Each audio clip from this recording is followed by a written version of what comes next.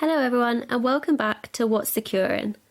As we touched on briefly last time, the Cyber Essentials standard is split into two levels. Level 1 consists of an organisation completing a self-assessed questionnaire, which is then checked by a certification body and marked as a pass or fail result. The next level up, called Cyber Essentials Plus, is a technical audited version. The auditor will look over the submitted questionnaire from Level 1 and carry out tests to check that what has been attested to is correct and is technically in place. So let's have a look into the process. After completing the Level 1 questionnaire, the auditor will look at a sample set of devices based on the number of total devices. Often carried out through Teams, the end user of these sample devices will join the call and the auditor will guide them through a series of tests and they'll make a note of what is shown on the screen. Some of the technical control themes that they'll be looking at are boundary firewalls and internet gateways, secure configuration, access controls, malware protection, and security updates. One interesting point that came up in discussions with one of our Cyber Essentials team is that not all auditors are equal. An auditor can perform additional testing if they need to in order to feel confident that the spirit of the IASME test is really being achieved. We often think of the self-assessment as ticking our own homework, which means that organisations often find they don't get as much value as they would with Cyber Essentials Plus. However, if an organisation goes through the Level 1 process and then decides after that they would actually like to achieve the Plus version, then they have a 3-month period to complete Cyber Essentials Plus after passing Level 1. Due to the threat landscape constantly evolving, organisations must renew their Cyber Essentials certification, both Level 1 and Plus, every 12 months in order to stay protected against the most prominent and easily delivered types of attacks. An added benefit of the standard is that for any UK organisation who certifies their whole organisation and they have less than 20 million annual turnover, the Level 1 certification includes automatic cyber liability insurance.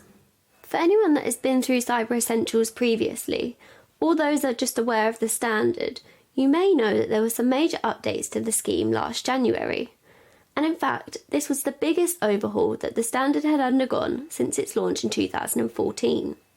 Some of the highlights from the January 2022 updates included some much needed clarity added to the requirement documentation to simply make the requirements more understandable. The requirements around password controls were significantly updated, and cloud was fully brought into scope for the first time in all of its forms. And then, last but not least, multi-factor authentication was moved to the top of everyone's priority list. More recently, IASME and the NCSC have announced more changes to the Cyber Essentials scheme that will take place in April 2023. Of course, with an updated set of requirements comes an updated set of questions for Cyber Essentials. The new question set is called Montpellier and was just made available in the last few weeks. This questionnaire can be used for assessments from the 24th of April, and anyone who does start the current version of the questionnaire will be given 6 months from the date they start. The language used within the question set has been updated to better align with the actual requirement documentation. Previously, there was language discrepancies which led to confusion and no doubt a number of calls to IASME from applicants. In a similar vein, the actual requirement documentation has also been better aligned to the new question set, and they are both now in the same order of controls. As you may know, if you have already been through Cyber Essentials, some of the questions are multiple choice, and you should now expect to see an additional answer choice on these questions, called None of the Above. Currently, the advice from IASME is that if you vote for none of the above and provide some additional details, you must ensure that the details are sufficient to confirm that the requirement is being met, to avoid being marked as a non-compliant. On this basis, filling this in should be approached with caution, as the requirement still needs to be clearly met and any ambiguity will cause a non-compliance. Just bear this in mind, as it isn't an opportunity to offer a pragmatic risk-based answer. You either meet the requirements or you don't. It's a pass or fail scenario. In the new question set, The questions that relate to end-user devices have now been updated, as we no longer need to see device hardware information. The reason behind why this was ever needed in the first place still remains ambiguous. However, I think everyone is relieved to see this requirement removed.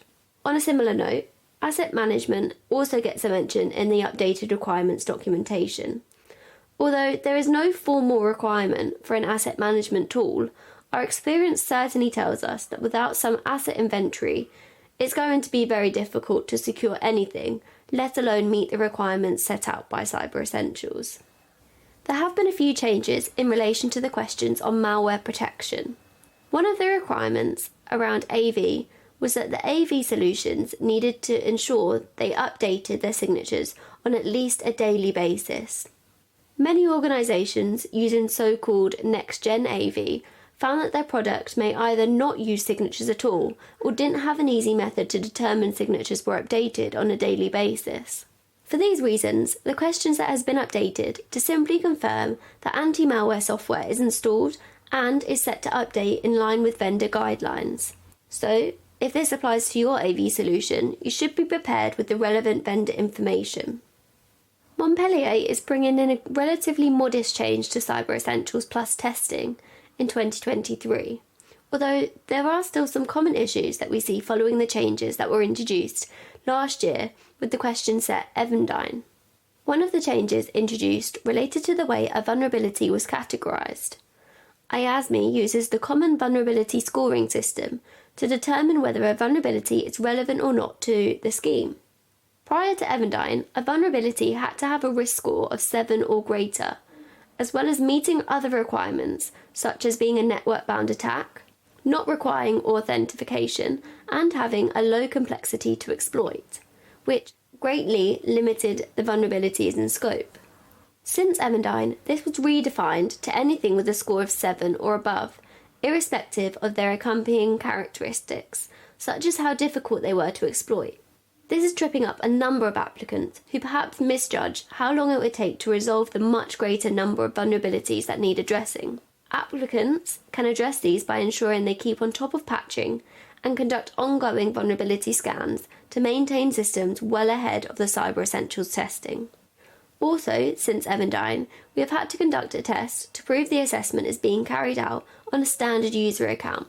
Cyber Essentials has always required account separation, but a far greater number of people are being caught out by improper implementation of account separation. Applicants must ensure that day-to-day user accounts do not have administrative permissions, as all Cyber Essentials testing must be done on a standard user account, and this will now be picked up by your assessor. If you want to know more about Cyber Essentials or how Data Connect can help you achieve it, you can contact us at moreinfo@dataconnect.co.uk. We often see that Cyber Essentials is a topic that provokes many questions, so please do email in if you have any specific questions, as we will be running FAQ episodes and you can get feedback and advice from our team of security experts.